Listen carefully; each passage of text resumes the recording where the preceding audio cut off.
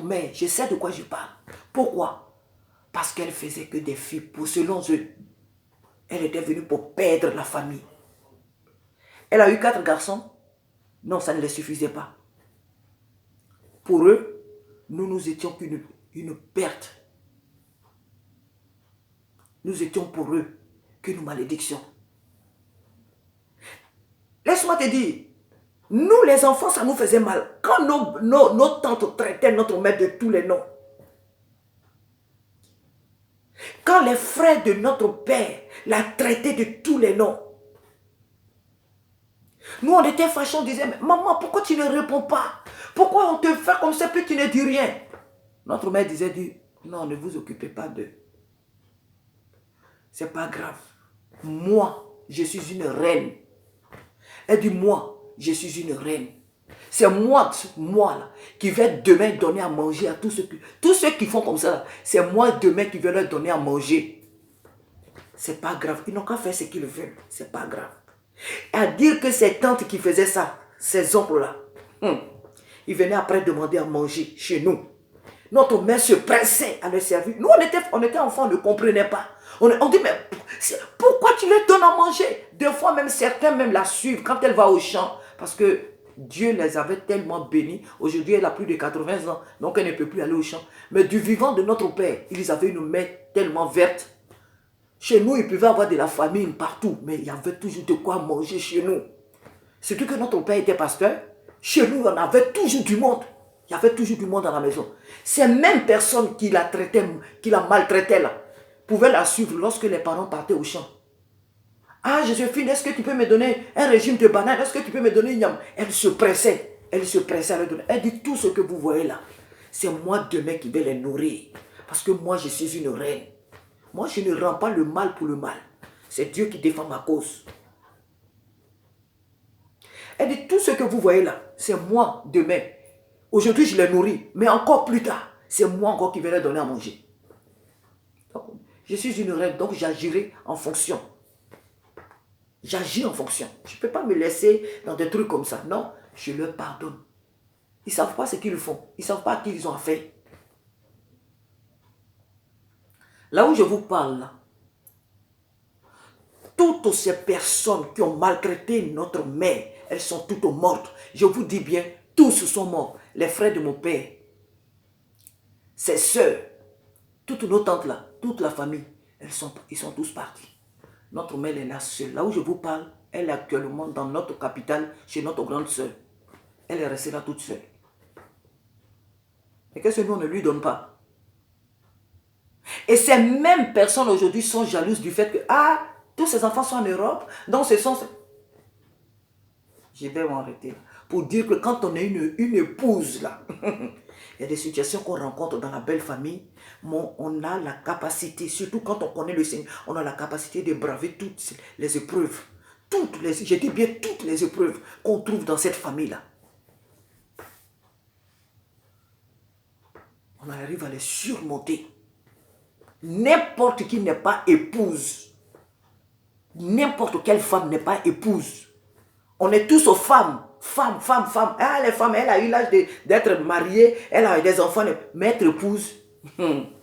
N'importe quelle femme n'est pas une épouse. Moi, ma mère, c'était une épouse. Et chaque jour, je prie Dieu pour que je sois pour que je sois comme ma mère. Je veux ressembler à ma mère.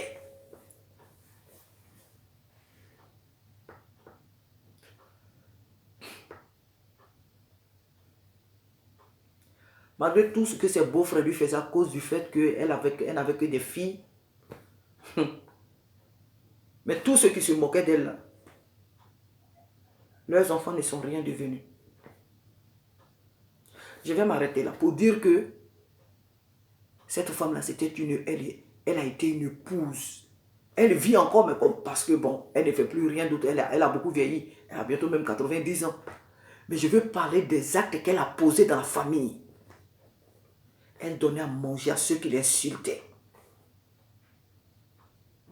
Même sa belle-mère, quelquefois, ne la considérait pas. Mais elle l'aimait. Jamais. Moi, je n'ai pas vu cette grand-mère. Mais jamais elle n'a dit un mot à cette belle-mère. Elle dit, c'est la mère de mon mari. C'est la mère de l'homme qui m'a épousé. Jamais je vais dire quoi que ce soit ma belle-mère. Jamais. Elle lui donnait à manger, elle s'occupait d'elle, la soignait. Elle s'occupait d'elle. Elle s'occupait de plutôt. Les beaux-frères qui venaient après l'avoir insulté, qui venaient à la maison pour lui demander à manger. Elle dit, asseyez-vous. Elle le préparait, leur donner. Nous, ça ne nous plaisait pas. Mais elle dit, je vais le faire. Elle dit, je vais le faire. Et elle le faisait.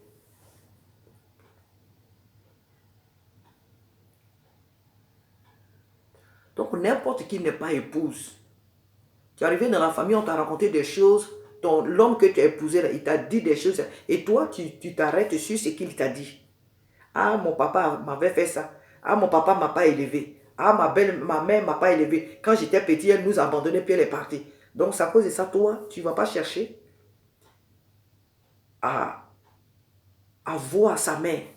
Tu ne vas pas chercher à rencontrer ses parents. Parce que lui, il t'a raconté des choses dont tu t'en fous. Tu t'arrêtes sur ce que lui t'a dit. Et puis tu t'en fous. Et a dit qu'il y a ces gens, des pasteurs là, qui vous donnent des conseils. Quand une maman est sorcière, il faut s'éloigner d'elle. Quand des parents ne sont pas bien, il faut s'éloigner d'eux. C'est ce que la parole de Dieu vous dit. Ce même Dieu qui dit, honore ton père et ta mère afin que tes jours te prononcent sur la terre. Là. Ce même Dieu là va te dire que si tes parents sont des sorciers, il faut les abandonner. Que si ta belle famille est sorcière, il faut les abandonner, il faut les piétiner. Ce même Dieu là va le dire, parce qu'il est tellement incapable de te libérer de la sorcellerie. Arrêtez là. Il faut arrêter ça, ma soeur. Il faut arrêter ça. Élargis maintenant tes épaules pour t'occuper de ta belle famille. Élargis tes mains pour t'occuper de ta belle famille. Dieu ne te demande pas de prendre ton argent, de prendre tout ce que tu as parlé de donner. Mais c'est encore, si cela est possible, fais-le. Ce n'est pas un bien qui est perdu. Un bienfait n'est jamais perdu. Si tu dois prendre tout ton argent pour leur donner, il faut le faire. Si c'est possible, il faut le faire. Mais ce n'est pas ce que Dieu te demande. Fais ce que tu peux pour ne pas que leur cœur gémisse. Pour ne pas qu'ils vous maudissent. Pour ne pas que vous soyez maudits. La Bible dit qu'une malédiction sans cause, elle est sans effet. Mais quand elle a une cause là, tu n'as qu'à être ton pasteur, ça va t'atteindre. Tu n'as qu'à gêner, je ne sais pas comment. Si tu fais de mauvaises choses que ta belle-mère maudit ton mari, qu'elle vous maudit, ça va vous atteindre. Parce que si une malédiction sans cause et sans effet, ce qui veut dire qu'une malédiction avec une cause, mais elle peut faire quelque chose. Elle peut vous atteindre aussi. Moi, je ne viens pas ici, comme je l'ai dit dans certaines vidéos, là, je ne viens pas là pour conjuguer des verbes. Hein. Je ne viens pas ici, je n'ai dit à personne que je suis sorti de l'ENA ou je suis sorti de Sorbonne ou quoi ceci, cela. Je ne viens pas ici pour faire concurrence des Français avec toi. Voilà. Mais je pense par la grâce de Dieu que ce que le Seigneur m'a mis à cœur de te dire, toi ma soeur, j'espère que tu as des oreilles pour entendre. Ta mauvaise relation avec ta belle famille là, peut te conduire en enfer. Peut te conduire en enfer. Même si toutes les nuits tu rêves que tu vois la face de Jésus, je ne sais pas. Même si toutes les nuits tu rêves que ou bien quoi, tu vois dans ta chambre, il y a les anges qui sont remplis partout là. Ma soeur, si tu ne parles pas avec ta belle-mère, si tu ne parles pas avec ta belle famille là, cela peut te conduire en enfer. Si tu n'étais pas au courant, je t'informe. Tu peux aller en enfer à cause de ta mauvaise relation avec ta belle famille. Tu peux aller en enfer pour cela. L'homme qui t'a épousé là, tu ne considères pas ses parents. Ah, ma soeur, il faut sortir de là. Il faut sortir de là. Sors de cette mauvaise manière de voir les choses. Si c'est ton mari qui t'avait dit des choses, apaise-le. S'il a beaucoup souffert de ce que ses parents lui ont fait, apaise-le. Ne parlez pas du revers des mains, sa souffrance. Fais-le asseoir.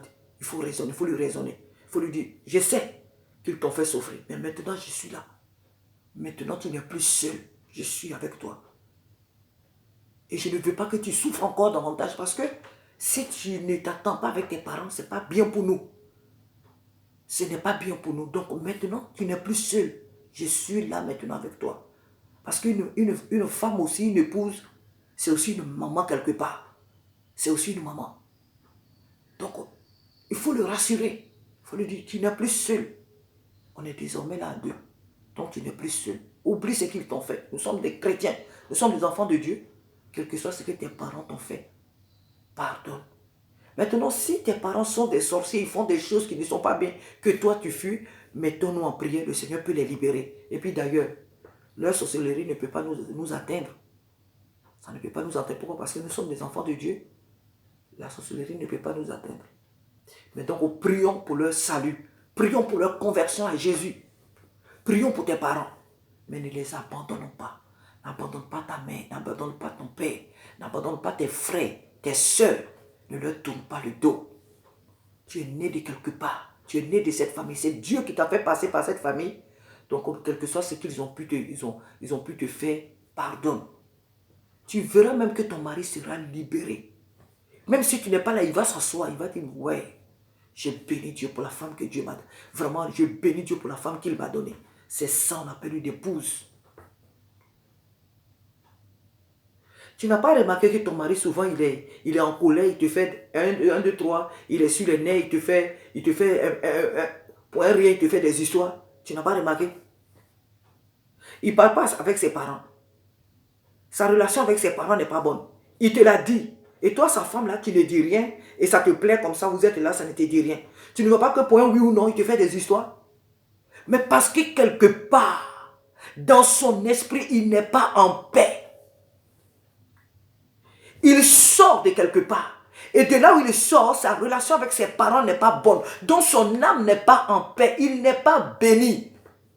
Il peut ne pas te le dire. Il peut lui-même ne pas le savoir. Mais son agissement, son caractère, c'est à cause de ce qu'il est dans des... Il a des choses, comme on appelle ça, sa relation avec ses parents est très mauvaise. C'est pourquoi il n'est pas en paix. C'est pourquoi pour un oui ou non dans la maison, il se met en colère. C'est pourquoi pour un oui ou non dans la maison, vous vous disputez. C'est pourquoi pour un oui ou non, il s'emporte.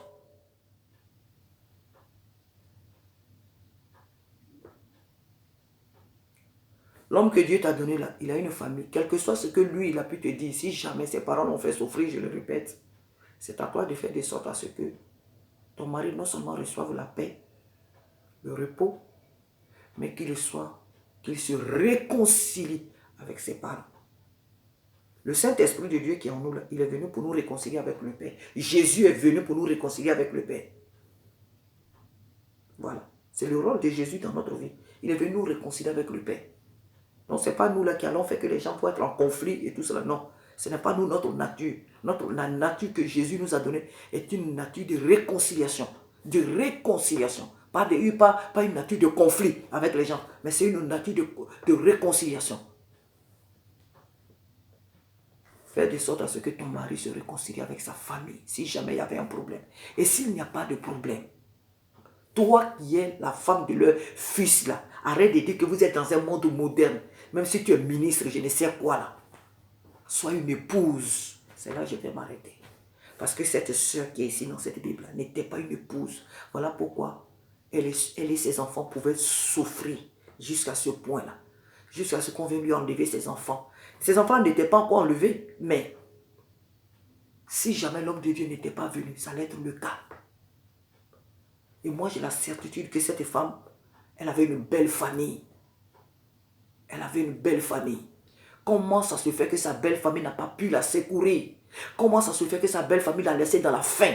Comment ça se fait que sa belle famille l'a laissée jusqu'à ce qu'on vienne prendre les futurs héritiers? Parce que même ces enfants-là, c'était aussi les futurs héritiers de cette grande famille. Jusqu'à ce qu'on les laisse dans un grand problème comme ça. C'est que c'était une femme qui était méchante. C'était une femme qui n'était pas bonne.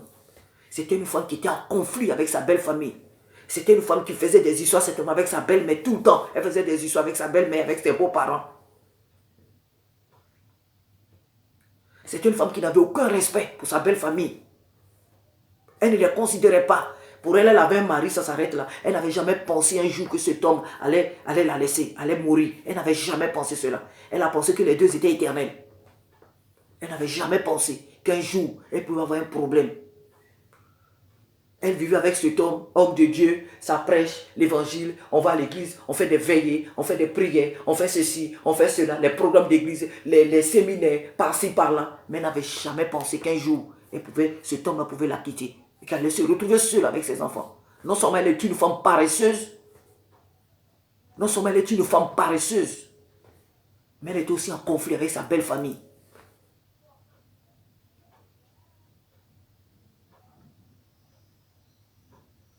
Voilà pourquoi quand son mari est mort, personne n'est venu la secourir. Les gens ont préféré, et les frères de l'église, et les voisins, ils l'ont regardé. Ils ont préféré lui donner des vases vides. Est-ce que les voisins là savaient que c'était pour un miracle quand ils lui prêtaient les vases? Ils lui ont donné des vases vides. Personne n'a dit, attends, mais attends, vase vide, tu vas. Elle-même là, elle ne savait pas ce qui allait se passer. Donc elle ne pouvait pas lui dire, donne-moi des vases vides parce que ça va être rempli d'huile. Et à l'homme de Dieu qui est venu, il va avoir des miracles. Donc donnez-moi. Sinon les voisins eux-mêmes là, ils allaient prendre tout ce qui était dans le quartier, dans tout ce qui est dans le pays là. Ils allaient dire, si ça peut avoir de l'huile ici gratuitement, nous tous on va venir là-bas. Parce que d'habitude on achète l'huile, mais là, on va avoir ça gratuitement, donc on va venir te donner sur nos vases. Toute la ville allait lui donner leur vase. Tous les habitants de la ville là, allaient lui donner leur vase. Les voisins ont préféré lui donner leur vase vide. Tu es tellement méchante, toi et ton mari là. Tiens les vases, comme tu veux des vases, on ne peut pas te les refuser. Il n'y a rien dedans. Donc si tu nous demandes des vases vides, tiens-les. C'est toi et ton mari qui ne savez pas ce que vous faites. Tu veux des vases vides. D'accord, tiens des vases vides, tiens. Personne n'a voulu mettre quoi que ce soit dedans. Tiens les vases vides là, tiens-les. Ils lui ont lancé, ils lui ont laissé les vases vides. Il faut les prendre. C'est qu'un homme aura semé, le moissonnera. Ma soeur, que le Seigneur t'aide à être une épouse. Que le Seigneur t'aide à être une épouse. Même si tu es ingénieur, même si tu es docteur, même si tu es avocat, même si tu es juge, même si tu es président de la République, là, que Dieu t'aide à être une épouse.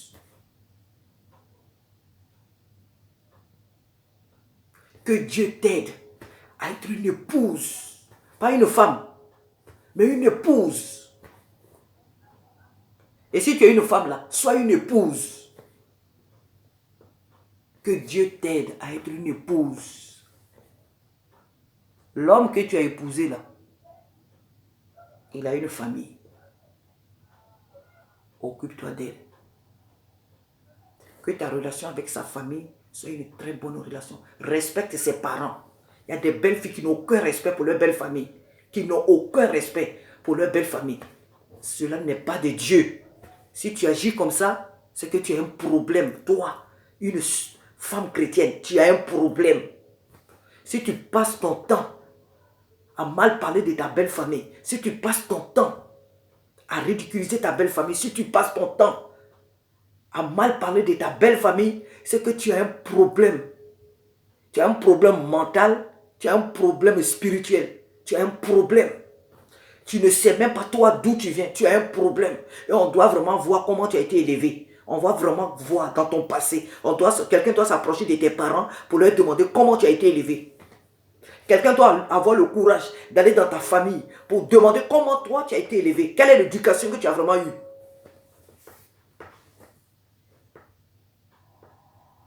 Comment une fille chrétienne peut ne pas parler à sa belle famille? Déjà même du côté même des païens, c'est même pas normal. C'est même pas normal qu'une femme ne parle pas avec sa belle famille. Que tu sois chrétienne ou pas, c'est même pas normal. À plus forte raison, une chrétienne, celle qui se dit chrétienne, qui a la parole de Dieu, qui lit la parole de Dieu, tu ne parles pas avec ta belle-mère, tu ne parles pas avec ta belle famille. D'où tu penses que ton mari là vient? C'est un extraterrestre, mais même les extraterrestres ont été créés. Il n'y a que Dieu qui n'a pas été créé. Il n'y a que Dieu qui est Dieu. Sinon, tout ce qui est dans ce monde-là, dans le spirituel comme le naturel, tout a été créé par Dieu. Tu crois que ton mari là, il vient d'où? Tu crois qu'il vient d'où?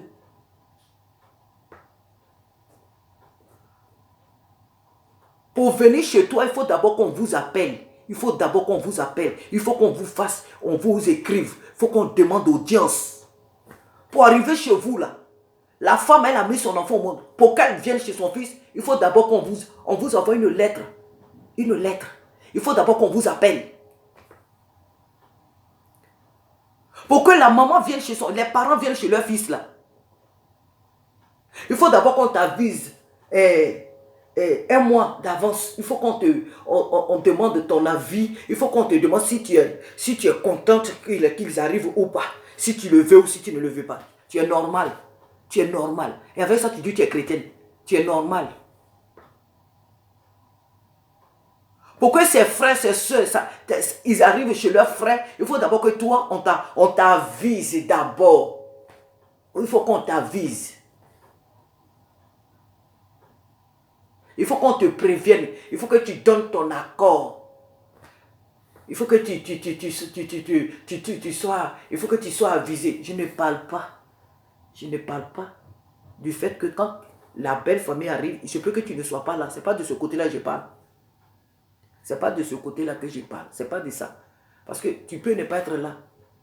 Les gens arrivent chez toi, ils peuvent quand même te dire, est-ce que tu es là? Parce que toi aussi tu as ton programme, peut-être tu travailles, donc ils ne peuvent pas venir, puis la porte est fermée. Ce n'est pas de ce côté-là que je parle.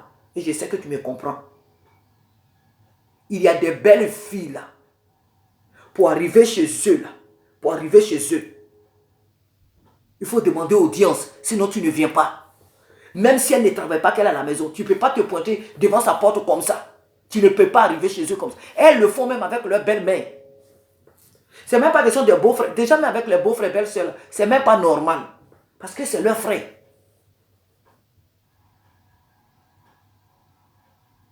Donc, ils ont le droit de venir chez leur frère pour boire quand même un peu d'eau. Ils ont le droit de venir chez leur frère quand même pour dire que peut-être aujourd'hui ils sont venus passer une nuit, ils vont rester là avec leur frère causer. C'est leur frère.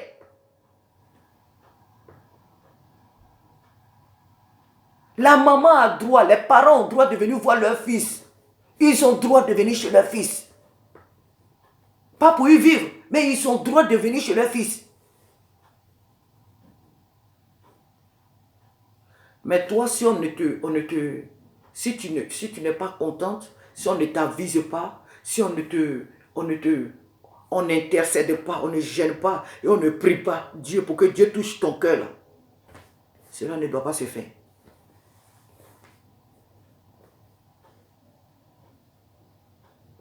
Sois normal. Ma soeur, sois normal. Sois une épouse. Sois une épouse. Il y a même des femmes, hein, le mari ne les aime pas trop. Hein. Je vais dire ça comme ça, quoi. Peut-être même que le mari ne l'aime pas. Mais à cause de ce qu'elle considère la belle famille, ils font tout pour que leur fils reste avec cette femme-là. Ça, c'est dans d'autres cas. C'est un exemple que je donne. Il y a des femmes que leur mari ne considère pas trop. Il est devenu fou. Oui, je vais dire ça parce que ce n'est pas quelqu'un qui a déposé cette femme. Mais il ne l'aime plus. Il n'aime pas cette femme-là. Mais à cause de ce que cette femme-là, elle est bonne. À cause de ce que cette femme-là est en de bons termes avec sa belle famille. Ils font tout pour que la belle fille, là, elle reste dans la famille. Pour que leur fils reste avec cette femme-là. Ils font tout. À cause du caractère de cette dernière. À cause de son attitude.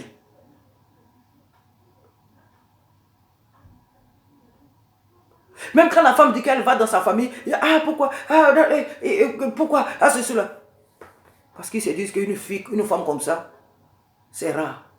Une épouse, une femme, une jeune fille comme ça, on ne les trouve plus. C'est ce qu'ils se disent. À cause du caractère de cette dernière.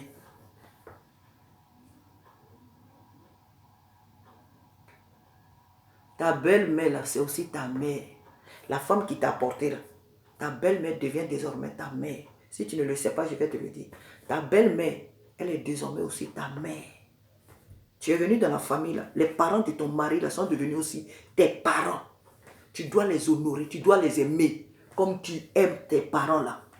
Quand les fêtes des mères, les fêtes des pères arrivent là, si tu as la possibilité de faire des cadeaux là, comme tu fais les cadeaux à ta mère là, sois capable aussi de faire un petit cadeau à ta belle-mère, à ton beau-père, à ta belle famille, je vais englober ça comme ça. Fais aussi un petit geste à ta belle famille. Tu es devenu leur fille.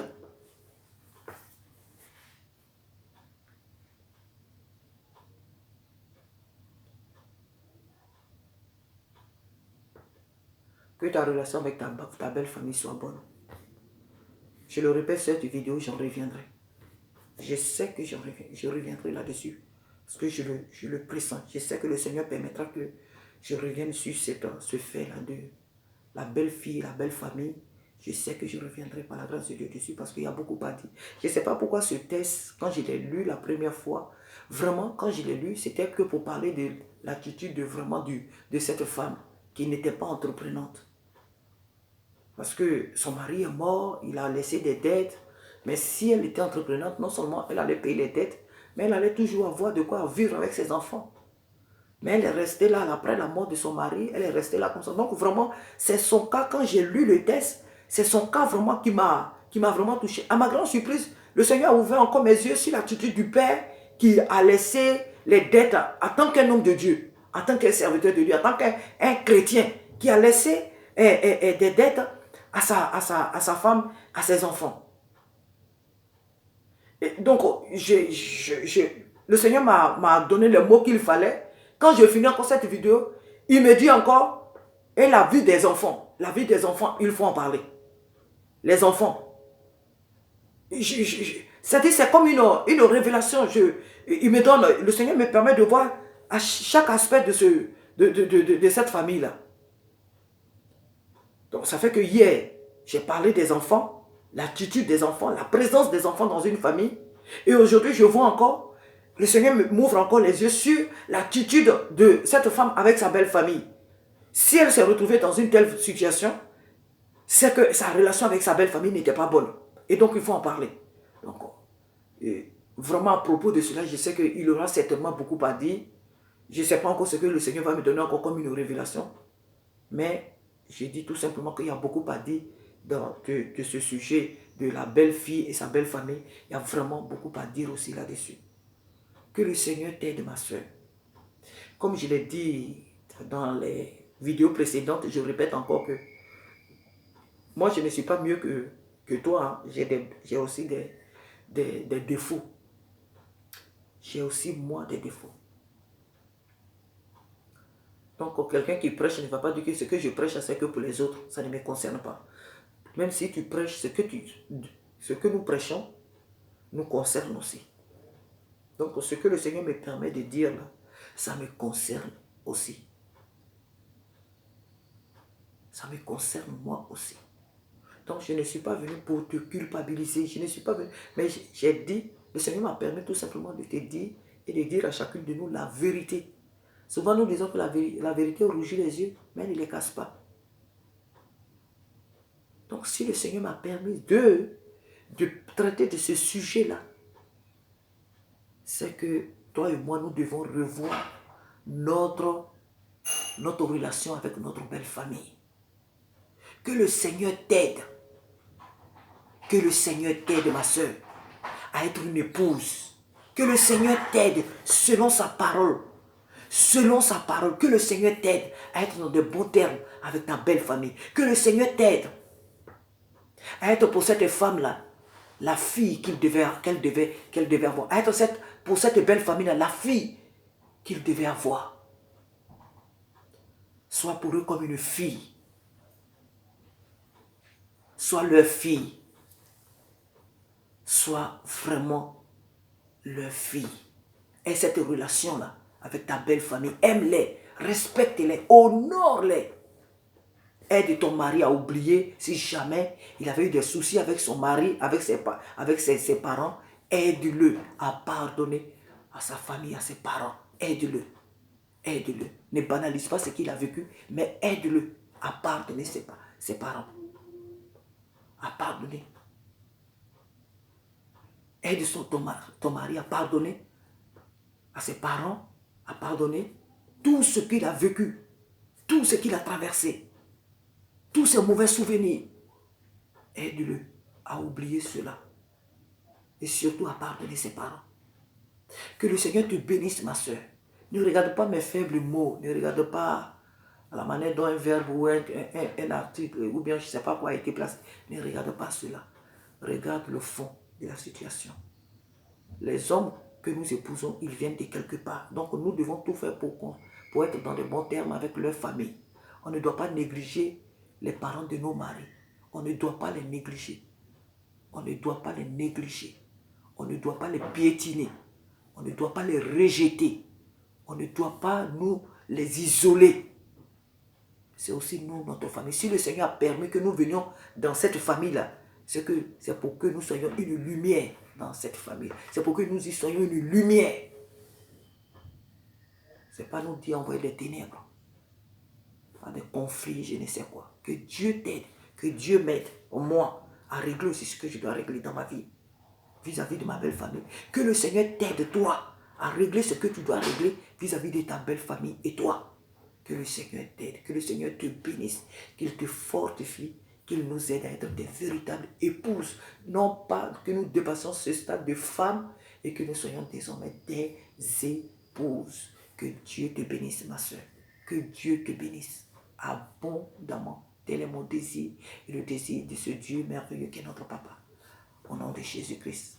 Amen.